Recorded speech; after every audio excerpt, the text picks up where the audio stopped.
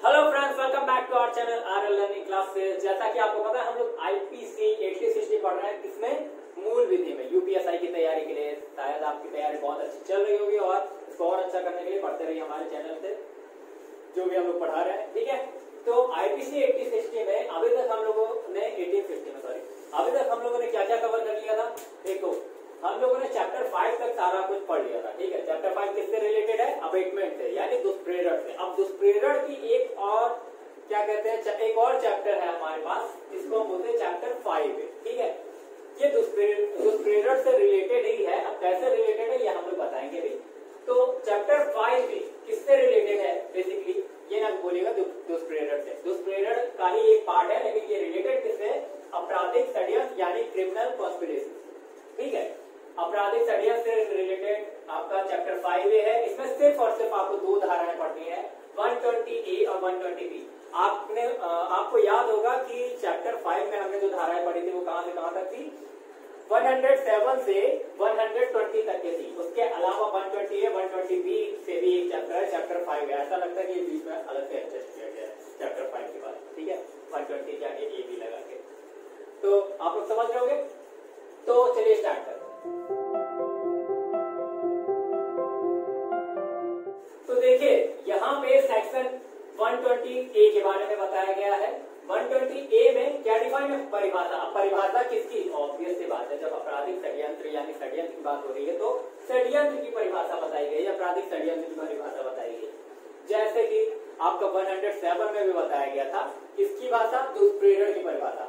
आपको 107 अगर आपने ना देखा हो दुष्प्रेरण वाला चैप्टर 5, तो मैं उसका लिंक प्रोवाइड कर दूंगा, आप लोग चेक कर लीजिएगा। तो उसको एक बार समझ जाइए, ये भी समझ में आ जाएगा। ठीक है, तो इसमें परिभाषा दी गई किसकी? षड्यंत्र की। तो इससे पहले एक बात जान लीजिए कि जो आपका षड्यंत्र है, ये वर्ड पहले दुष्प्रेरण वाले 107 नंबर की धारा में भी आया है। उसमें कहा था कि दुष्प्रेरण किस किस तरीके से हो सकता है? उकसाकर, और दूसरा पॉइंट क्या था? षड्यंत्र करके भी हो सकता है। ठीक है, तो अब वो षड्यंत्र के बारे में बताया गया है कि 120A में बताया गया षड्यंत्र कैसे हो सकता है। ठीक है, कंडीशन क्या है? देखिए, कंडीशन ये है कि अकेला आदमी खुद के मन में कुछ सोच ले, वो षड्यंत्र नहीं होता। ठीक है, षड्यंत्र का मतलब है कम से कम दो लोग लगेंगे अपने को। ठीक है, दो लोग चाहिए होंगे तभी षड्यंत्र हो सकता है। ठीक, दो या दो से अधिक व्यक्ति आपसी सहमति से अपराध को करने या करवाने के लिए सहमत हो। ठीक है, मतलब दो या दो से अधिक, पहली हमारी कंडीशन बंदे होने चाहिए, सहमति होनी चाहिए उनकी। ठीक है, दूसरी कंडीशन है ये हमारी, और अपराध को करने या करवाने के लिए वो सहमति दी गई हो, ना कि किसी और काम के लिए सहमति दी गई हो और उसके पीछे हम लोगों ने अपराध कर दिया। ठीक है, ये नहीं। ठीक है, तो दो या दो से अधिक व्यक्ति अगर अपनी सहमति से या सहमत हो किसी अपराध को करने या करवाने के लिए, तो वो क्या होगा? षड्यंत्र होगा। अब ये किस तरीके से हो सकता है? दो तरीके से हो सकता है। या तो हम लोग खुद अवैध कार्य करें या करवाएं। ठीक है, अवैध कार्य मतलब जो लीगली ना हो। ठीक है, और दूसरा अवैध कार्य कहां पर डिफाइन है? 43 धारा में, आपको याद होगा। ठीक है, 6 से 52A तक की जो धाराएं हैं या 52 तक की जो धाराएं आपकी, वो कहां पे है? चैप्टर 2 में। तो चैप्टर 2 में अवैध कार्य 43 धारा जो है हमारी, ठीक है, धारा नंबर 43 अवैध कार्य से रिलेटेड है, उसको आप पढ़ चुके हैं चैप्टर 2 में। सही काम गलत तरीकों से, इसका मतलब पता है आपको? सही काम गलत तरीकों से करना आता है मुझे, ये बात बहुत लोग बोलते हैं और बहुत मूवीज में डायलॉग बोला जाता है ये। ठीक है, तो सही काम गलत तरीकों से मतलब हमने काम तो वैध किया है, पर जो हमने तरीका यूज किया वो अवैध किया है। ठीक है, जैसे कि न्याय देना, अपने ढंग से न्याय देना। मान लीजिए हमने कानून हाथ में ले लिया। ठीक है, तो वो हमने कानून हाथ में सही काम के लिए लिया, लेकिन कानून हाथ में लेना गलत है। ठीक है, मान लीजिए कोई किसी को मार रहा था या फिर धमका रहा था, तो आपने उसको जाके मार दिया, या किसी के बचाव के लिए आपने मार दिया, तो वो अलग बात है। लेकिन अगर किसी को मारने के बाद आपने क्या किया? उससे बदला ले लिया न्याय के लिए, तो आपने क्या किया? सही काम किया पर गलत तरीके से, रास्ता गलत था आपका। आपको क्या कानून को हाथ में लेना चाहिए था? नहीं ले सकते थे। तो इस केस में क्या होगा?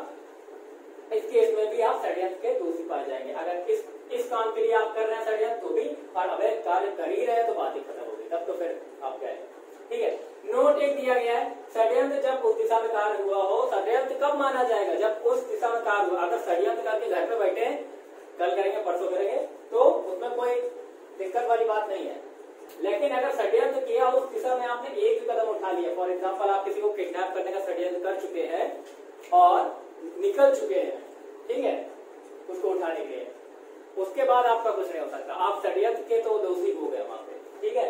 आगे जो कार्य करें वो अलग बात है, ठीक। तो अगर उस दिशा में आपने जरा भी कदम बढ़ा दिया या जरा भी आपने उसके लिए फॉलो किया अपने प्लान को या फिर षड्यंत्र को, तो फिर आप क्या होंगे, षड्यंत्र के दोषी होंगे, तभी षड्यंत्र माना जाएगा। अब देखिए दो ही धाराएं, याद करना कोई बड़ी बात नहीं है। 120A में बताया षड्यंत्र क्या होता है और 120B में बताया षड्यंत्र करने पर क्या होता है आपके साथ, तो समझ रहे हैं ना। 120B में बताया गया दंड कैसे मिलेगा, दंड क्या होगा षड्यंत्र करने का, तो षड्यंत्र करने का दंड क्या होगा, देखिए ऐसे अपराध जिसमें 2 वर्ष से अधिक या फिर मृत्यु दंड हो या फिर आजीवन कारावास हो, तो उसके लिए वही दंड मिलेगा जो उस काम के दुष्प्रेरण के लिए मिलता है, उस काम के अबेटमेंट के लिए मिलता है। आपने ये धारा पढ़ी हुई है पहले कि दुष्प्रेरण के लिए, जहां पे हमने बताया था आपको क्या कि अगर किसी धारा में किसी काम के दुष्प्रेरण के लिए कोई ऐसे धारा दंड के लिए अलग धारा मेंशन है तो उसके हिसाब से दंड मिलेगा, अगर नहीं मेंशन है तो वही दंड मिलेगा जो उस काम के लिए मिलता है उसके हिसाब से, ठीक है। तो अगर 2 वर्ष से अधिक वाला अपराध है कोई और उसके लिए आपने षड्यंत्र कर दिया तो आपको कौन सा दंड मिलेगा, वही दंड मिलेगा जो उस काम के दुष्प्रेरण के लिए मिलता है। इसके लिए आपको दुष्प्रेरण पढ़ना पड़ेगा, ठीक है, अबेटमेंट चैप्टर 5। उसके बाद 2 वर्षों से कम अपराध है तो क्या होगा भाई, 2 वर्षों से कम वाले अपराध के लिए मान लीजिए आपने कोई ऐसा षड्यंत्र किया जिसको करने पे कंप्लीट मतलब जिसके अपराध के लिए आपको 2 वर्षों से कम की सजा होती है। फॉर एग्जाम्पल आपने षड्यंत्र कर लिया किसी ऐसे काम के लिए, ऐसे अपराध के लिए जिसके लिए आपको सिर्फ जेल भेजा जाता है 2 वर्षों से कम, 1.5 साल 1 साल ऐसे, तो उस केस में आपको क्या सजा होगी, सॉरी 6 माह नहीं है 6 माह है, यहाँ पे किसी को कटप्पा याद आ गया इसलिए मामा लिख दिया, ठीक है। तो 2 वर्षों से कम दंड वाले अपराधों में अगर आप षड्यंत्र करते हैं तो आपको क्या मिलता है, 6 माह का कारावास मिल सकता है, ठीक है, मिल सकता है, कम भी हो सकता है, ठीक है। तो आपको समझ में आएगा होगा, बहुत ज्यादा लेंथी धारा नहीं है, चैप्टर नहीं था ये, चैप्टर 5 में बहुत ही छोटा था, इसमें 2 धारा थी 120A 120B, सिंपल सा। अगर बहुत अंदर घुस के पूछेगा तो आपको ये सब रिवाइज करना होगा या फिर याद रखना होगा, लेकिन अगर आपको सीधे पूछता है तो एक बात याद रखिएगा कि आपराधिक षड्यंत्र में पहली धारा है षड्यंत्र से रिलेटेड और दूसरी धारा है इसके दंड से रिलेटेड, ठीक है, दूसरी धारा इसके दंड से रिलेटेड है। कौन सी 2 धारा है, 120A 120B। तो देखिए आपका यहाँ पे चैप्टर 5 और 5A पूरा हम लोग पढ़ चुके हैं, ठीक है। अब आगे जो धाराएं पढ़ेंगे, देखिए यहाँ तक हमारा काफी इंपॉर्टेंट पार्ट था इसलिए मैंने ज्यादातर धाराएं पढ़ाई। अब आगे जो इसके बाद चैप्टर 6 आता है, चैप्टर 7 आता है, ठीक है। तो इन सब में क्या है, कुछ ही धाराएं इंपॉर्टेंट है, बहुत ज्यादा इंपॉर्टेंट धाराएं नहीं है, ठीक है। अब जैसे कि चैप्टर 7 जो आपका आता है, चैप्टर 7 में काफी हद तक उसको आप इग्नोर कर सकते हैं, ठीक है। वो आई होप कि आपको समझ में आया हो, और अगर आपको हमारी वीडियो अच्छी लगी हो तो इसे लाइक करिए, हमारे चैनल को सब्सक्राइब करिए और इसे